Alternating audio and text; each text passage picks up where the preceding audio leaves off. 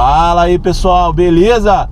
Bom, vídeo aqui hoje, vamos falar aí de um carro que muita gente tem trauma, muita gente teve alegria, tá? Eu vou dar os meus motivos aqui, tá? Alguns pontos positivos, no meu entendimento, já com esse carro há um tempo, já andando com várias Freeman, tá? As que passaram aí por mim, na minha mão. Vou citar algumas coisas positivas e algumas coisas negativas, tá? Não vou enumerar assim 5 positivos e 5 negativos. Vou citar algumas coisas positivas e algumas coisas negativas desse carro. Em 2023 será que ainda vale, né? Eu fiz um vídeo falando sobre isso, já fiz alguns vídeos falando sobre Freeman, sobre Journey, e é um carro aí que hoje tá muito acessível para muita gente, tá? Só que carro você tem que comprar na razão, você não pode cair aí no conto do vigário e comprar carro na emoção, porque o barato pode sair caro, tá? Às vezes é bom comprar aquele barato de se incomodar, né? Uma Land Rover Sport, uma Captiva V6, mas é aquela questão, pessoal, às vezes aí vocês não querem comprar um carro, muita gente às vezes não quer dar manutenção, não quer ficar fazendo revisão toda hora. É óbvio, o carro tem que fazer revisão preventiva, tem que fazer manutenção às vezes. Todo carro, não é porque é Freeman, porque todo carro tem o seu problema crônico, tem seus calcanhar de Aquiles da vida. Só que alguns são mais tranquilos, outros são um pouquinho mais pesados aí, tá? São mais corriqueiros de dar. Bom, a Freeman, como todo mundo já sabe, mas às vezes vocês não sabem, tem o motor 2.4, mesmo do Chrysler, tá? Aquele PT Cruze, quem viu aí a época de Super Nani, é o mesmo motor, 172 cavalos, 22 de torque. É um carro que pesa seus 1.809 mais ou menos aí quilos. É um carro pesado, o carro é bem confortável, tá? Mas o seu peso e esse solo lunar aqui do Brasil, principalmente Rio de Janeiro capital, ó, o carro não é balanção, ó, não é balangão, mas assim, você sente que o carro tá balançando porque muito buraco, irregularidade, eu tô até devagar. É um carro que tem muito estresse de suspensão, mas ainda não entrei nos pontos, tô só explicando o carro para vocês que não conhecem saber. Então é o seguinte, pessoal, é um carro pesado, mas é um carro grande, espaçoso, muito confortável. E muita gente fala mal do carro, mas às vezes é porque pegar um carro desse aqui, que já teve pau de aquecimento, que já teve batida, dentre outras coisas, pode ser que o dono negligenciou aí a hora da revisão, e você vai comprar esse carro e vai passar um sufoco e vai falar que o carro não presta. Você tem que comprar o carro de procedência. Em falar em carro de procedência, antes de você comprar um carro, dá uma olhadinha lá, bota olho no carro, bota no site olho no carro e verifica esse carro aí que você está comprando, bota o cupom IGARAGE10, tá? IGARAGE10, vai lá, vê o histórico do carro, se esse carro já foi de leilão, se ele já foi de sinistro. Ah, mas eu não gosto de leilão. Tem carro de leilão até que vale a pena, mas você tem que pagar um preço relativamente justo. Não adianta você pagar FIP num carro de leilão, porque o seguro só paga aí de mais ou menos de 70% a 80% do valor do carro, beleza? Então é isso, vai lá e IGARAGE10, olho no carro. Bom, pessoal, vou falar aqui com vocês rapidinho, tá? Alguns aspectos aí positivo do carro, depois eu falo ruim, né? Não é melhor? Então, positivo do carro é o conforto, tá? Dirigibilidade. O carro não tem, uma coisa que assim, ele não tem direção elétrica, até poderia ter, seria menos um gasto aí e tal, mas o carro fica caro. Mas o carro veio importado ali do México. Direção hidráulica bem macia, o volante é uma posição de pegar boa, agradável. A proposta do carro é essa, tá? O carro tem um acabamento, você vê que é um carro bem construído, tá? Mesmo sendo a de entrada ou não, ou até a própria Journey, o carro tem um acabamento legal, é um tipo um soft touch aqui, um plástico macio, e você tem couro, você tem painel bem emborrachado, o carro não faz barulho interno, tanto grilo. Então assim, o carro é top de construção, é um carro bem construído, bem pensado. Outra coisa positiva desse carro, espaço interno. O carro tem um espaço interno bom. Essa daqui, ela, como vocês podem ver, ó, é a Emotion, tá? A gente tem a Emotion e a Precision. A Emotion, ela é um pouquinho mais básica, não tem algumas coisas que a Precision tem, obviamente, tá? Mas as que tem banco de couro, as top, ela tem ali a cadeirinha da criança junto com o banco. Então assim, pô, o carro te dá cadeirinha de criança, tem ali um fundo secreto ali para esconder mulamba ali do Paraguai, para quem vai lá no Paraguai fazer as compras no pé. Então o carro tem uma infinidade de porta-trecos, o carro é grande, o banco dá uma reclinada na de 7 lugares ali, você consegue deitar um pouquinho o banco. O carro não tem, falar assim, não, o carro não é confortável. O carro tá aqui, ó, rua toda estão fazendo asfalto aqui. Cara, a rua tá toda irregular, um pedaço tá regular, um pedaço tá irregular. E o carro não te deixa aquele, você não fica aqui sofrendo. É bem macio, o banco te abraça bem. Eu gosto do conforto desse carro, a dirigibilidade, tá?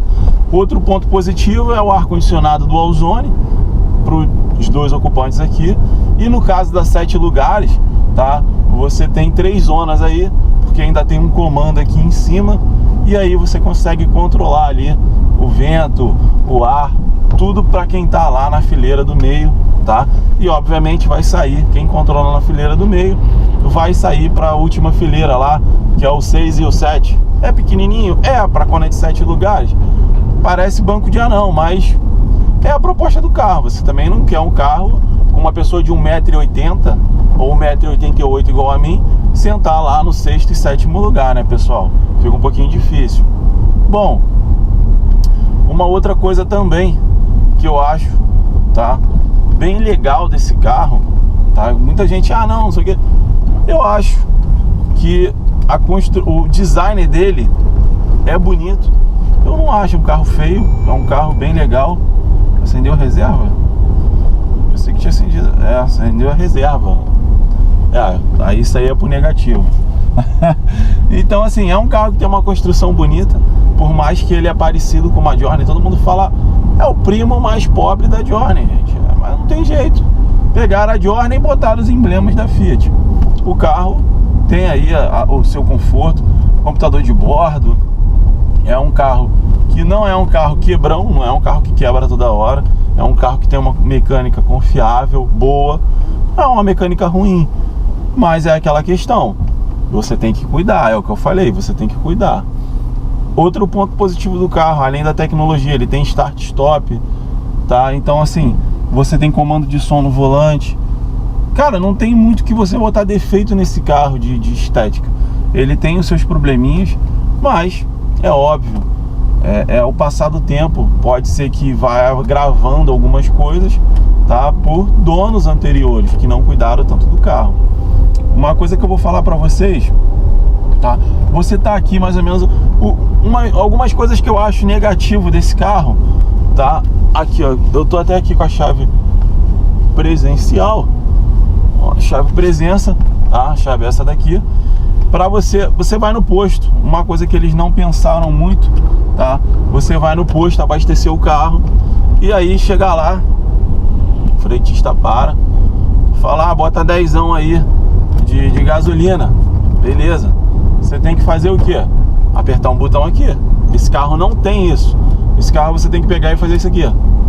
Tirar a chave, ó. Tirar. Então assim, ou você faz uma cópia, essa daqui tem aqui, ó, uma cópiazinha, ó, e aí você deixa aí para poder fazer o abastecimento. É uma coisa ruim, porque você depende, né, da tua chave. Ah, Igor, no caso de uma Freeman blindada, como é que você faz? Tem gente que não vai poder sair com o carro e tudo mais. Então assim, eu acho que vacilou nisso aqui, uma tecnologia um pouquinho ruim, tá? Uma outra coisa também que eu acho que é negativo, tem gente que fala que não é, mas é a questão do câmbio, tá? O câmbio, ele é 4 marchas. Que merda, hein? Todo dia tem uma merda. Estica, o câmbio grita um pouquinho, se você acelerar ele eleva o giro. É um câmbio de 4 marchas longo, mas para uma ultrapassagem, aliado com esse motor 2.4, não casa muito legal, tá? Então assim, você fica um pouquinho refém da ultrapassagem. Se você precisar fazer uma ultrapassagem rápida, de repente você vai ficar na mão e se pisar muito o câmbio chora, joga um grito lá em cima, parece um CVT. Mas ele cumpre seu papel pro dia a dia, pro uso urbano, tranquilo, velocidade moderada. Se você quiser dar uma aceleradinha, ó, vou espetar um pouquinho. Como é que vem subindo o barulho do carro? Então assim, o carro vem um barulho para dentro da cabine aqui gigantesco, tá? Mas se você andar de boa, o carro não vai aí ficar gritando, o câmbio vai trabalhar bem. Esse câmbio, tá? Uma coisa aí que eu sempre esqueço de falar, mas agora aproveita aí. Esse câmbio, pessoal, ele tem que trocar o óleo a cada 60 mil ou 5 anos, tá? O óleo tem validade. Se você olhar lá a especificação, o óleo tem validade. Imagina um óleo de um Fusca, 30 anos parado. Aí não estragou, é só ligar. Não, então assim, o óleo tem validade, é 5 anos o óleo desse carro, tá? A cada 5 anos ou 60 mil quilômetros rodados. Ah, Igor, e ó, tem que ser o ATF, ATF mais 4, tá? Não pode colocar Dexon 6, tá? Ele tem uma diferença aí entre a questão de temperatura do carro, molécula. Então tem que ser o ATF 4 mais, não, ATF mais 4, tá? Não pode ser o Dexon 6 ou o que você quiser, tá? Então assim, se liga nisso, porque você pode acabar destruindo o câmbio e vai fazer um monte de vídeo aí na internet falando que o câmbio é uma bosta, que o câmbio não vale nada, que o câmbio é isso, que o câmbio é aquilo. E não é tão ruim assim. Você vê, ó, 2013, câmbio andando de boa, carro de procedência, sempre revisado, nunca teve problema de câmbio, tá? Então, é mais ou menos isso. Agora, uma outra questão. Eu falei de câmbio, o carro é pesado, é confortável, é grande, mas ele tem um consumo um pouquinho elevado, tá? Na ficha técnica ele fala que faz 7, mas ele não faz 7. Esse carro aqui ele faz aí mais ou menos entre 6, de 5,5 a 6,5. Tem gente que até consegue, de repente no guincho, pode ser que consiga. Mas esse carro é beberrão, tem um consumo um pouquinho aí elevado. Tudo bem, é um carro 2.4 e tal, mas é um consumo do V6, vamos ser sinceros. A Captiva, não vou nem botar a Captiva, vou botar a Captiva, que era concorrente também, né, entre aspas. Mas se você for pegar aí uma CR-V, esse carro batia de frente com o CR-V, uma de 5 lugar, uma CR-V ela faz a média aí de 8 e pouquinho. Então assim, você vê uma diferença bem grande. Ah, Igor, mas esse carro é mais pesado. Sim, beleza, ele é mais robusto, mas eu acho que ele não é ruim, mas ele poderia ter um consumo melhor. Quando entra o câmbio de 6 marchas, ele até dá uma respirada, mas não alivia tanto, tá? Infelizmente esse motor aqui, talvez se a Fiat tivesse jogado um motor a diesel, de repente era uma boa, tá? Mas não botou o motor a diesel. Hoje com esses motores aí downsize aí da vida, turbo, 1.0 turbo, de repente chegaria aí em números melhores. Mas imagina um carro desse tamanho com motor 1.0 turbo, cara. Meu Deus. O mundo tá difícil. Mas enfim, são questões aí, tá? Um aspecto negativo também, infelizmente não é só culpa do carro, mas é questão de suspensão. A suspensão desse carro sofre bastante, mas sofre mesmo. Coxinho dianteiro, as buchas traseiras, é inevitável você ouvir um renque daqui a alguns meses andando com o carro. Quando você compra, é um luxo, é lindo, mas vai fazer barulho traseiro se você anda muito com o carro, principalmente se você carrega muito peso, muita gente, vai fazer barulho. Só que assim, isso aí dá pra sanar, gente. Os kits lá, 800 conto aí, tu compra os 14 kits de bucha com bielita, mas faz barulho, você vai ter que trocar, tá? E X35 também dá isso, aquelas buchas facão, CR-V, todo carro tem seus estresses. Infelizmente aqui a gente tem um asfalto horrível, ridículo, graças aí às questões políticas que a gente tem no Brasil. Mas enfim, o canal não é político. Bom, uma outra coisa também um pouquinho problemático, tá? Esse carro, ele dá uns problemas às vezes de acender aí controle de estabilidade dele, e isso está ligado a problema recorrente ao módulo, tá? Módulo de ABS. Cara, teve recal disso? Teve gente que fez recal e voltou a dar depois de 5, 6 anos, tá? Não sei se a Fiat cobriria, mas tem muita gente que dá solução nisso aí. Você comprar um módulo é até melhor, mas você vai comprar e vai dar um problema, é melhor fazer o reparo ali. O cara faz uma programação, distrai o arquivo, parece que rompe o arquivo, tem uns problemas aí o carro acende a luz de injeção, o freio fica duro, daqui a pouco ele volta tudo normal, do nada dá enrijecida, não é constantemente, o giro do carro fica oscilando. Então assim, alguns problemas aí eletrônicos também nesse carro. É um carro com muita tecnologia embarcada, é óbvio que uma hora ou outra a tecnologia vai dar umas falhadas aí, os fios vão para lá, para cá, vão se cruzar as informações e vai dar um problema elétrico. Isso daí é fato, tá? Mas assim, pessoal, não tenho muito o que falar do carro. Outra coisa, tá? Menos importante, talvez, ou mais importante, a frente do carro é baixa, apesar de ser um carro que aparece ser um carro alto, né? Um SUV, mas ele tem a frente baixa e vai fazer com que você arraste aí a ponta do para-choque à frente do seu carro, correndo risco até de quebrar o para-choque. Se você for observar a Journey e as Fremont, ela tem muito vão entre o para-choque e o farol devido a isso, tá? Eles ficarem batendo muito com o bico, dá uma largada, abre a lateral ali debaixo do farol. Então é uma coisa que é inevitável desse carro, principalmente aí para quem mora em lugar de rampa para sair da garagem. Então tem que ficar ligado, pessoal. Bom, não tem tanto mistério, tá? Tem alguns aspectos aí que eu acho que deveria ser melhor. Tem as conexões também de plástico. Isso aí eu sempre falo em questão de revisão. As conexões, as flanges ali da tampa, tem mais 2 ali ou 3 de plástico, que é um T. Ela também é problemática, dá problema, mas esse é um plástico, tem que trocar. Não é, acredito que não é um negativo, tá? Mas são coisas aí que você tem que ficar ligado, porque se esse carro aqui ferver, amiguinho, você vai gastar aí pelo menos na amizade uns 5 de mão de obra com manutenção, fora que esse carro, quando ele ferve, ele cozinha todos os sensores. Eu sempre falo isso, tá repetitivo, mas as pessoas não conseguem entender e bota a água no carro, cara. Bota aditivo, filho, colante, tangue, qualquer outra coisa, mas não dá pra botar só água, cara. Porra, vai ferver, aí sabe o que acontece? Empena, o carro fica tudo horrível ali, cheio de... não, mas, cara, o carro é horrível. O carro, pô, furou e...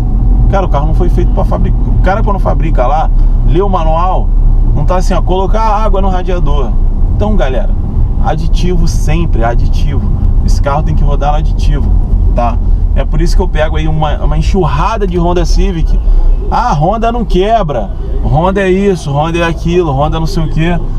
O cara não dá manutenção no Honda. Deixa ele fazer a propaganda dele aí.